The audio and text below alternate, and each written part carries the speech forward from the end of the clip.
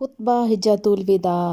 آپ صلی اللہ علیہ وآلہ وسلم نے اپنی حیات مبارکہ میں صرف ایک ہی حج عطا فرمایا۔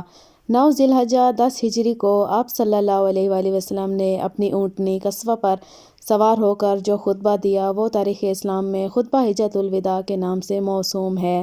اس خطبے کی ابتدا میں آپ صلی اللہ علیہ وسلم نے اللہ کی حمد و ثنا کی اور پھر ارشاد فرمایا، اللہ کے سوا اور کوئی معبود نہیں، وہ یکساں ہے، کوئی اس کا شریک نہیں۔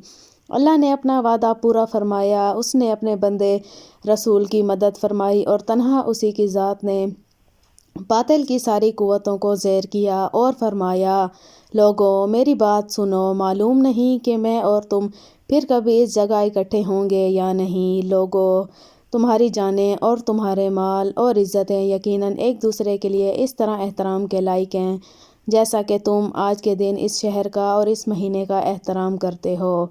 تمہیں عنقریب قریب خدا کے سامنے حاضر ہونا ہے اور وہ تم سے تمہارے اعمال کی نسبت سوال فرمائے گا۔ لوگو عورتوں پر تمہارے حقوق ہیں اور تم پر عورتوں کے حقوق ہیں۔ عورتوں کے ساتھ مہربانی اور محبت سے پیش آؤ، کیونکہ خدا کے نام کی ذمہ داری سے تم نے ان کو بیوی بنایا اور خدا کے کلام سے تم نے ان کا جسم اپنے لیے حلال کیا ہے۔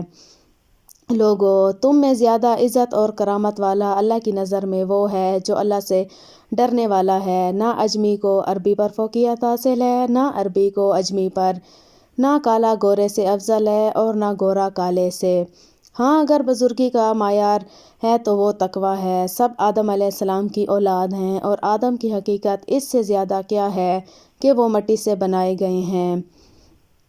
اب فضیلت اور بزرگی کے تمام دعوے، خون و مال کے سارے دعوے اور انتقام میرے پاؤں تلے روندے جا چکے ہیں۔ دیکھو کہیں میرے بعد گمراہ نہ ہو جانا کہ آپس میں خون کرنے لگو، اور کسی کے پاس امانت رکھوائی جائے تو اپنی امانتوں میں دیانتدار رہو اور گناہ سے بچتے رہو۔ سود حرام ہے، آج کے بعد مکروہ صرف اصل ادا کرے گا، اور سب سے پہلے میں خود اپنے خاندان سے عباس بن عبد المطلب کا سود معاف کرتا ہوں۔ زمانہ جاہلیت کے تمام جھگڑے مٹائے جاتے ہیں۔ سب سے پہلے میں خود ربیعہ بن حارث بن عبد المطلب کا خون معاف کرتا ہوں۔ اپنے غلاموں کا خیال رکھو، انہیں وہی کھانا کھلاؤ جو تم خود کھاتے ہو، وہی پہناؤ جو تم خود پہنتے ہو۔ اگر ان سے کوئی ایسا گناہ سرزد ہو جائے جو تم معاف نہ کر سکو تو ان کو جدا کر دو، کیونکہ وہ خدا کے بندے ہیں اور ظلم کے لیے پیدا نہیں کیے گئے۔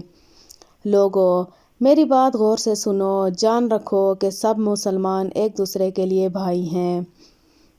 جو چیز ایک بھائی کی ملکیت ہے دوسرا نہیں لے سکتا جب تک وہ خود بخوشی اسے نہ دے۔ اپنے آپ کو بے انصافی سے بچائے رکھو۔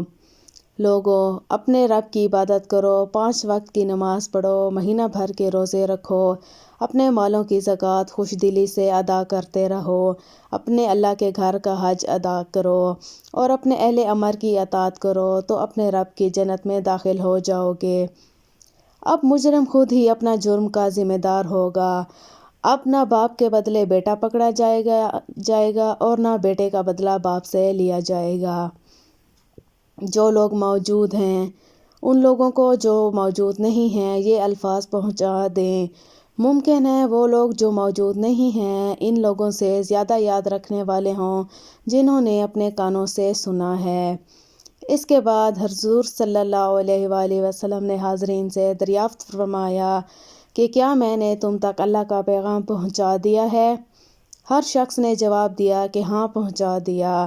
3 بار آپ صلی اللہ علیہ وآلہ وسلم نے یہی سوال کیا اور اس بات میں جواب سن کر آسمان کی طرف منہ کر کے فرمایا، اے اللہ گواہ رہنا کہ میں نے تیرا پیغام تیرے بندوں تک پہنچا دیا اور اپنا کام پورا کر دیا۔ ان الفاظ کی ادائیگی کے بعد آپ صلی اللہ علیہ وآلہ وسلم پر آخری وحی نازل ہوئی جس کے الفاظ یہ ہیں، آج ہم نے تمہارے دین کو مکمل کر دیا اور اپنی نعمت تم پر تمام کر دی اور تمہارے لیے مذہب اسلام کا انتخاب کیا۔ یہ تھا خطبہ حجۃ الوداع۔